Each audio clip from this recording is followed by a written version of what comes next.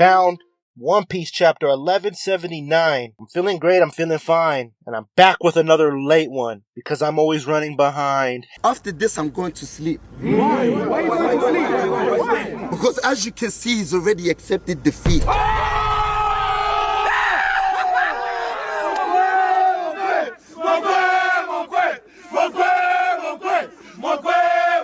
Hey, I just made that up. Let's go. The cover page shows Ace, Otama, and Yamato. They're leading some boar piglets on a hike down the wetlands path. And if I'm not mistaken, that's the mountain god behind them, the one that Odinisoro chopped down.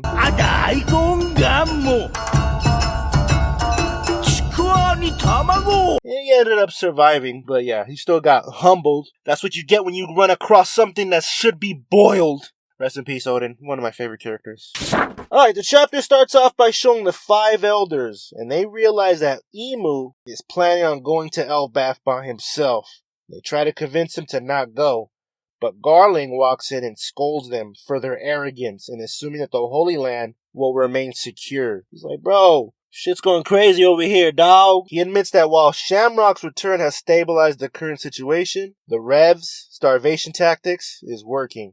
And they were fools to think it would not work. You know, niggas gotta eat, you know? Sorry, I digress. Now, instead of maintaining their pride and dignity, they need the most powerful military they can create to keep the world under their control. But this conversation is interrupted by York, who calls to complain about the lack of food. Garling reminds her that he warned her about the situation. If she wants it to stop, she needs to hurry the fuck up and reproduce the mother flame. Get your shit together, little mama. If Lilith was there, she would have figured that shit out by now. Hey, yo, they're the same person. I don't care, I'm just saying. Yeah, but they're the same person, though. I don't care, I'm just saying. Now, York continues to bitch and complain, but Garling tells her that she's one of Dr. Vegapunk's creations, and she needs to take responsibility for his actions. She needs to consider what she's doing as penance. And he tells her this right before hanging up. He's like, hey, yo, nobody wants to hear that shit. Finish your shit, and then you might eat. Garling says that ever since Nika showed up, Mary Juan has been plagued with constant disaster, and he wonders if this is an act of fate or mere coincidence. I gotta tell you, buddy, there's no such thing as coincidence. Now, regardless, the elders try to change Imu's mind, suggesting that they send an admiral instead. But Nosjoro says they cannot do that with the trouble that they currently have. Their hands are figuratively tied. That's what happens when you get bogged down with guerrilla tactics, you pompous assholes. I just love that they're struggling, you know? It just brings joy to my heart. Now, Bacon Boy suggests that they themselves go. Yeah, I know, John. I hear you, bro. I ain't putting no respect on your boy. Fuck your boy, okay? Top man, that boy's up to something. Posted in Maurice, now he out the country. It ain't 2024 anymore. But yeah, anyway, the piglet suggests that they themselves go. But Emu's like, nah, fuck that. Saying that they must cast away their arrogance, their sloth, and their pride. You old fat fucks. Everything that's happening is already set into motion. All the meanwhile, he thinks about Rox's promise to return. Thinks about Roger's execution. You know, Shanks stealing the fucking Gomu Gomu. Or the fucking Hito, I should say. Emu thinks about Shirahoshi's birth. The knowledge of Loki's devil fruit, the existence of fucking punk-ass Monkey D. Luffy and Blackbeard. It's like, god damn! Emu demands to know why Joy Boy and Davy Jones continue to make him suffer, since all he wants is Vivi. I don't know. After seeing that, I'm like, was there like a love triangle or shit, man? I always go back to that theory. The fact that Emu has this fucking obsession with Vivi, it just means that they had an obsession with Lily, so... And of course they look exactly the same, so I don't know. I don't fucking know. The whole thing is weird. Now Emu proceeds to prepare an abyss to travel to Elbaf, and Garling says that they cannot stop him. You better not try to stop him, he'll fuck your shit up, buddy. And the 4 other elders know this as well. They're like, oh shit, okay, if you're gonna go, we can't stop you. Now in Elbaf, Gerd brings Summers, who was cut in half and restrained with rope. She shows Big H how his separated parts are trying to link together. And like, who the fuck do you think you are, Summers? You think you're like the Iron Giant or some shit, bro?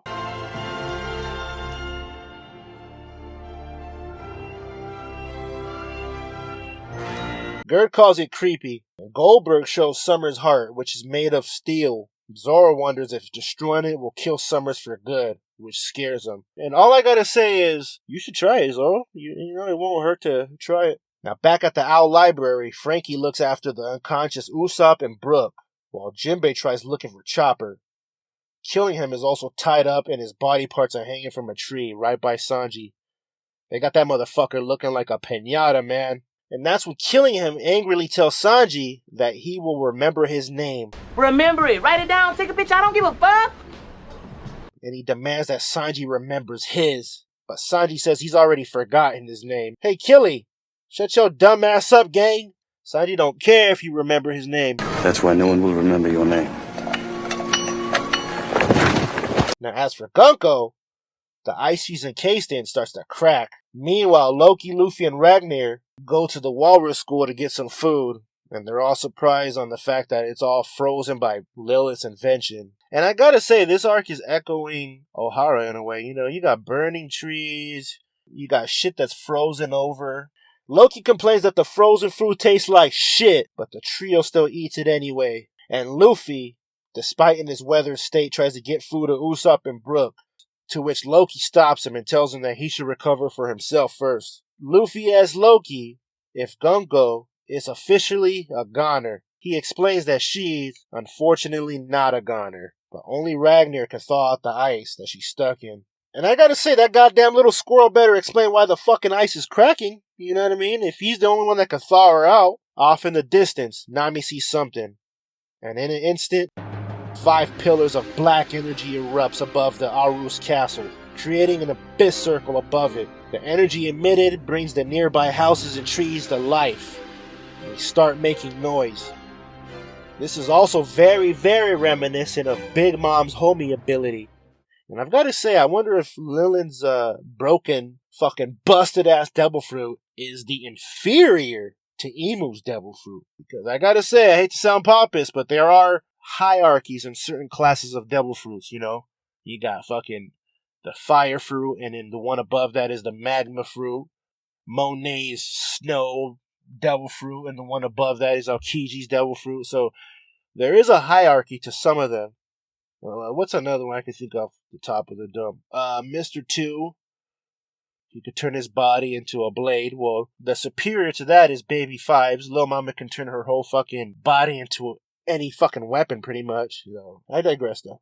A 6th pillar of black energy appears straight in the middle of the fucking castle, unleashing a wave of Supreme King's Haki that knocks out several people.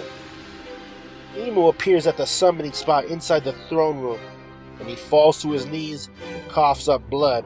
We then see Imu transform, with fucking wings popping out of him like goddamn Jeepers Creepers, and then he screams in pain, resulting in an explosion through the roof of the castle.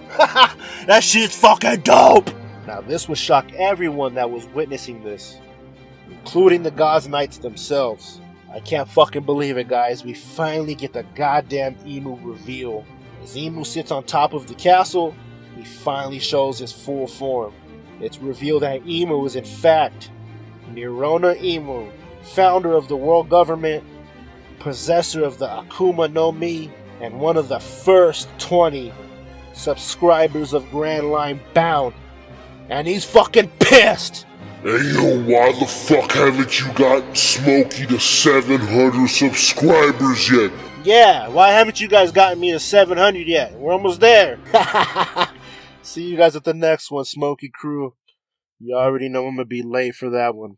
Let's go! Smokey in the air, feel the heat, feel the bass from the east. Blue start to the last hidden place. If the devil want war, we ain't losing no case. Grand Line Bound, yeah, we taking that place. Yeah.